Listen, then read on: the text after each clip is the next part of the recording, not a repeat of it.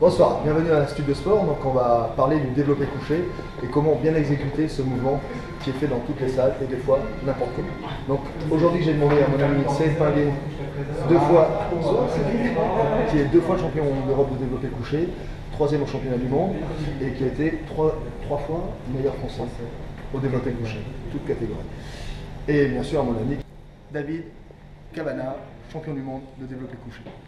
Donc aujourd'hui on va attaquer la technique du développé couché et comment bien se placer selon les morphologies qu'on a. Donc là j'ai pris 2 exemples bien différents, de 2 morphologies différentes pour éviter de se traumatiser les épaules, le bas du dos. Attention, développé couché, c'est parti. Voici le banc de développé couché. Composé de 2 chandeliers que vous devrez régler en fonction de votre taille. Sur les chandeliers, 2 butées pour retenir la barre. Sur cette barre de 20 kg se trouvent des surfaces antidérapantes et des repères pour positionner vos mains. Voici les charges que vous placerez sur la barre en fonction de votre programme et de votre force. Allez Fredo, démonstration.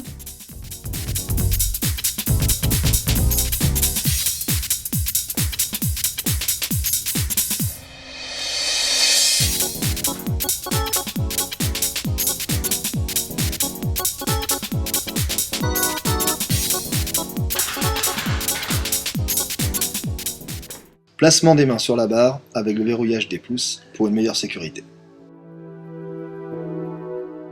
Insérez les épaules dans le banc en faisant un double menton. Puis prendre une bonne cambrure, sa cambrure naturelle, et garder les fesses au contact du banc.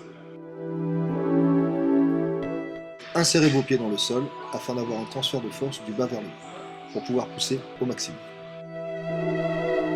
Placement des mains en premier, les épaules insérées dans le banc, on insère bien ses pieds dans le sol, on décroche la barre en posant ses fessiers en contact avec le banc, on inspire en descendant bien la barre sur la poitrine et on déplie ses bras en poussant sur l'avant et légèrement en partant sur l'arrière. On inspire et pousse devant et arrière. Inspiration, expiration. On maîtrise bien la charge. Le transfert de force va se faire des pieds en serrant les fessiers au moment où on va pousser. Hop, au démarrage. On stabilise bien, tendu, sans décoller ni la tête, ni les épaules, ni surtout les fessiers. Quelle que soit la morphologie de l'athlète, ne pas changer de position.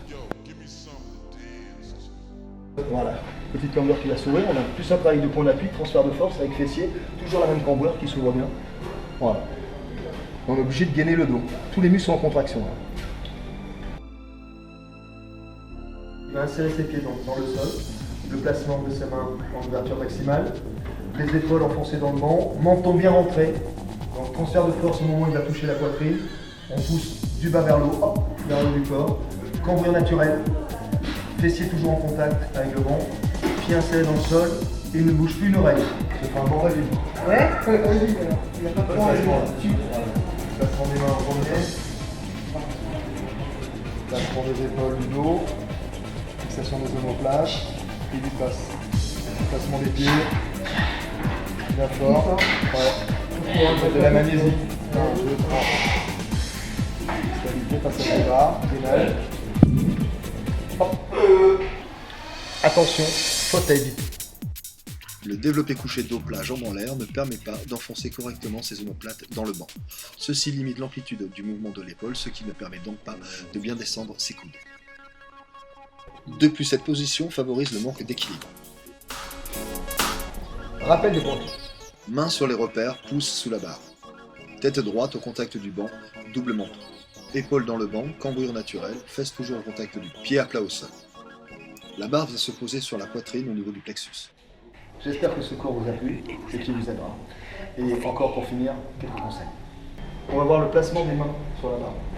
On a une partie qui va être maximale, de 80 cm. Donc le but c'est de prendre cette partie pour avoir un démarrage qui va être un peu plus dur, mais d'être sûr de finir sa barre. Si on prend plus serré, on va avoir un démarrage plus dynamique, on sera plus en bras et en triceps en épaule. Par contre, on aura toujours une finition qui sera, quoi qu'il arrive, depuis le temps qu'on voit les compétitions tous, on le sait très bien, qui est plus dur à finir parce qu'on aura les triceps à finir. Parce que dès qu'on aura une prise un peu plus large, c'est adéquat, hein, c'est physique. la course sera plus courte, on aura un mouvement beaucoup plus court à faire. Voilà. Donc après vous faites votre choix. Le but c'est de presser ses pectoraux, de les serrer et de ne pas sortir les épaules du ventre.